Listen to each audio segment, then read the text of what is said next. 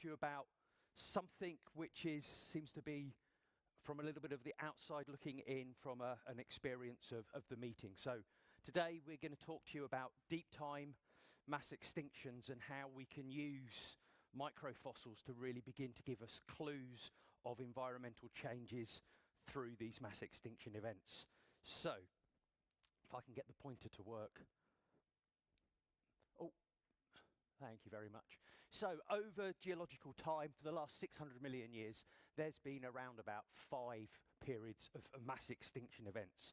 And what these are driven by are the fact that we live on a rather angry planet and we have large-scale igneous eruptions driving climate change and occasionally bolide impact events driving, again, the liberation of vast amounts of carbon from the rock record into the atmosphere, that driving environmental change, and then we have a cascade of environmental impacts driving our extinction. So if you like, mass extinction events are really a biological record of paleoclimate emergencies.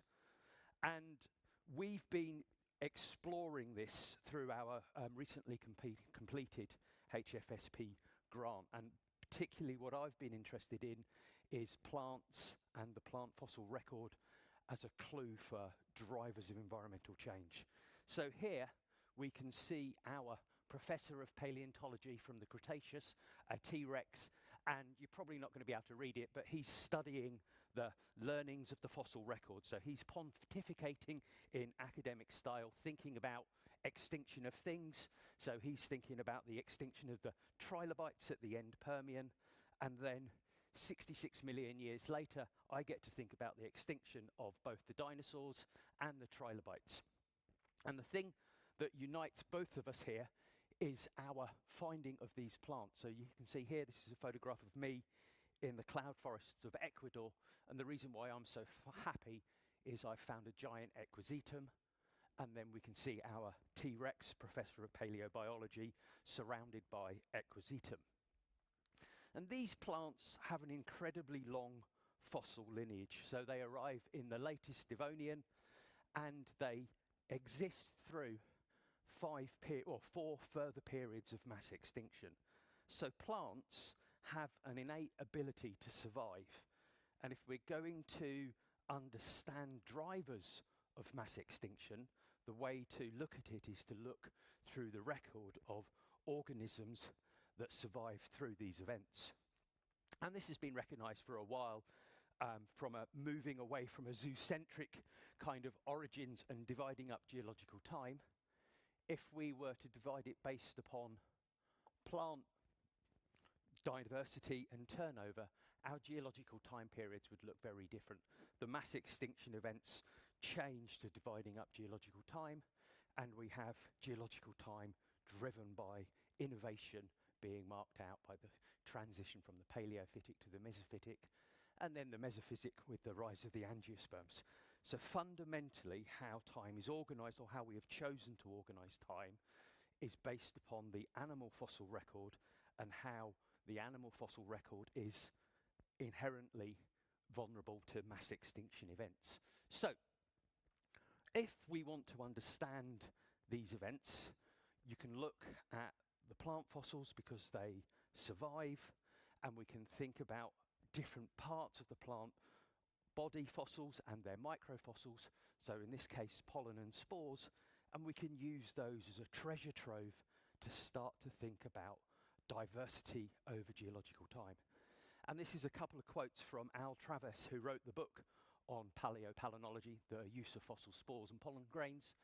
And I essentially just wanted to highlight just the diversity that you can find. So in Al's words of wisdom, he points out that he's come across a gram of rock which contains up to 1 million or 4 million pollen grains.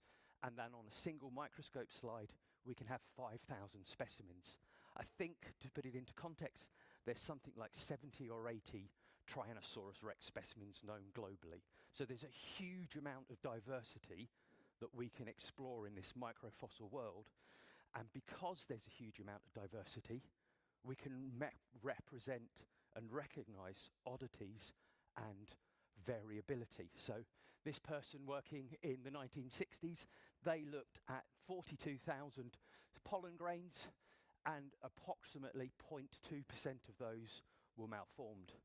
My colleague Sophie Lindstrom, working more recently, she analysed fossil pollen grains from Antarctica. She looked at just under 3,000 grains, and again had this figure of about 2.2% being malformed. So that gives us a background rate of malformations, what's happening when plants are undergoing normal development, normal sexual reproduction. Literature from the Soviet Union and earlier on had begun to explore the occurrence of malformed pollen grains as a way of doing a low-cost air pollution measurements. And this is summed up here by Foster and Afoni, where they suggested that the background rate, when it exceeded 3% in malformations, was indicative of environmental stress driving a failure for normal plant development. And so we can kind of sum this up here. So we've got our kind of quiet period of a planet, very little volcanic activity. Our gymnosperm is producing lots of healthy pollen, and there will be the occasional malformed grain. If we enter into a phase of angry volcanic activity, lots of production of stressors. So we have Ozzy Osbourne representing the production of volatile metals from volcanoes, and then our UVB capacity for the volcanoes to strip out our protective ozone layer, meaning that plants can receive an increased dose of UVB, and all of those things coming together to give us an increase in the proportion of malformed spores that we can find as palynologists if we go into the rock record. So, of the 5 mass extinction events, the Endordovician is just really kind of in the world where we don't have many or any vascular plants, so there's not a great deal of evidence that we can look for there. The 3 extinction events through the Mesozoic, end Permian, end Triassic, the end Devonian, those are all associated with malformations. So there appears to be a really strong correlation between malformations observed in fossil pollen and spores and mass extinction events. The one anomaly is the KPG boundary, so the event that killed off the dinosaurs. We've looked, generations of paleobotanists before me have looked at this event, and there doesn't appear to be any direct evidence for malformations in either pollen or spores. So that's a little bit of an oddity, may point towards its different drivers and rates of extinction. But everything else is associated with these malformed grains. And the idea, essentially, this is adapted from one of Baz's and Paul Wignall's paper, is that as you have these vast systems of magma being in place into the Earth's surface, depending on where they are, and this is the example for the end Permian, they liberate vast amounts of methyl bromide and methyl chloride. Those are advected up into the atmosphere, into the stratosphere, drive ozone depletion, and you have an increase in flux of UVB on the Earth's surface, and that gives us our malformed gymnosperm pollen grains.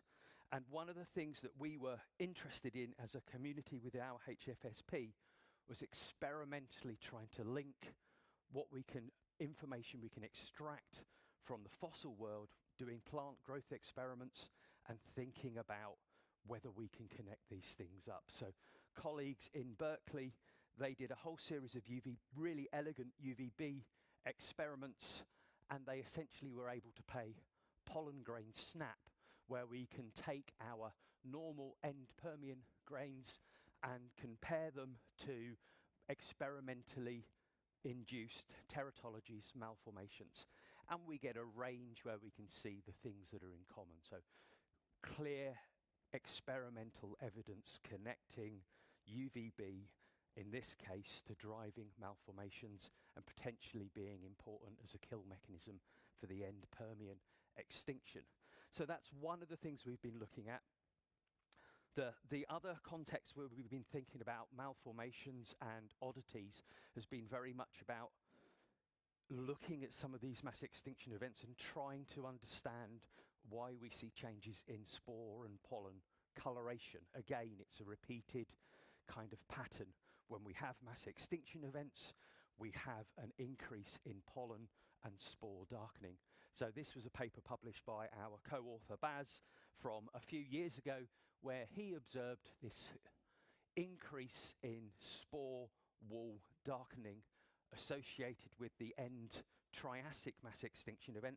So that's roughly 200 million years ago. And what Baz noticed at rather coarse scale was that when you had this pollen and spore darkening, there's also primary evidence for an increase in PAHs, aromatic compounds being preserved in the sedimentary rock record, giving us evidence for potential biomass or wildfire and biomass burning.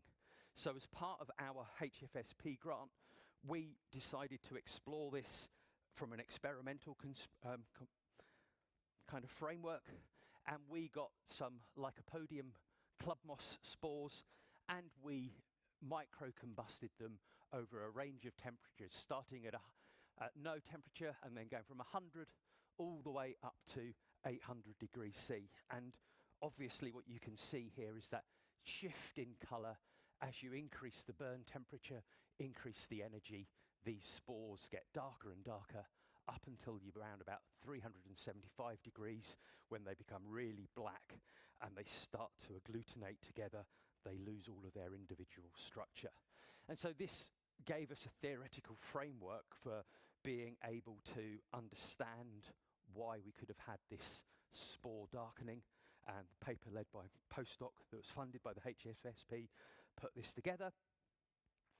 And this fitted very nicely with work which was done by another of the postdocs, Tansha, working in Utrecht with Baz, where she went through and meticulously scored the colour changes of these spores through the extinction event, and the amount of overlap in terms of colour change is very reminiscent of what we were able to do in our experimental system. So this suggests that, this suggests to us that this periods of spore darkening and pollen darkening at the end Triassic extinction was driven by wildfire events. You have a destabilization of the canopy, loss of that kind of primary canopy structure, proliferation of ferns, and then repeated burn cycles. Fern prairies, just like growing up, burning down, growing up and burning down. So it's very much a change in climate stable state, moving the Earth system into somewhere where forest fires and fires were particularly prone to how the Earth had adapted as we'd gone through one of these major extinction events. And the other thing that we've been interested in as a group, and this links into the work that Tice has been doing with his poster yesterday on marine mass extinctions and marine malformations, is thinking about other causal drivers of potentially malformations in plant pollen and spores.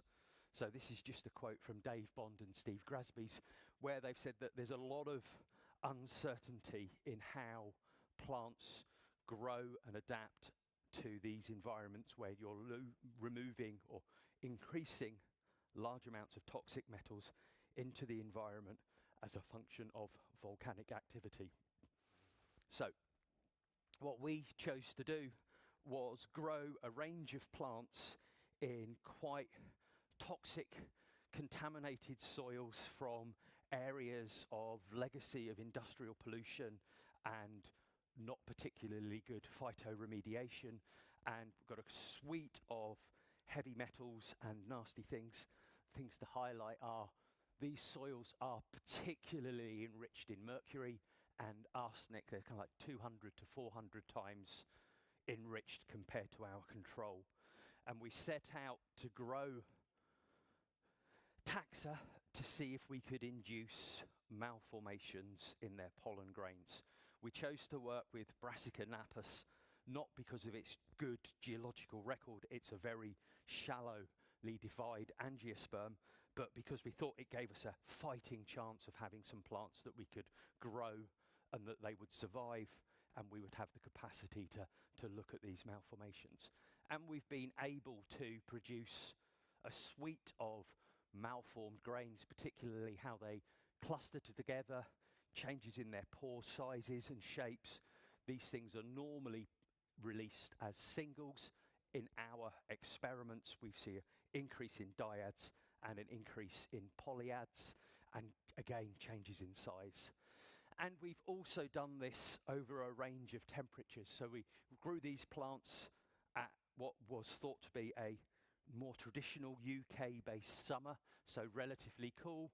And then we've grown them at different sets of populations at increasing temperatures, looking to see if there's an additive effect where we have increase in temperature combined with changes in toxicity of the soil. And we can see here quite clearly that as we increase the temperature, the effects begin to change, and it looks as if there's this balancing act between these two competing stressors, with temperature providing a much stronger trigger for malformations in these plants than just the contaminated soils. And if we're thinking about this from a geological context and an Earth system context, when we have mass extinctions, we have a large amount of CO2 entering into the atmosphere, driving greenhouse warming, driving increases in temperature. So this interplay between temperature and toxicity producing more malformations. As we can see here, we get this significant change in the abundancy of malformations and also the number of teratological types we've observed, with combinations of high temperature and metal toxic stress. So with that, I'm going to leave you with a summary. We've been able to clearly demonstrate malformations accompany mass extinctions and other events through Earth history. The anomalously weird dark zone of the end Triassic spores and polygres is thought to be linked to biomass burning.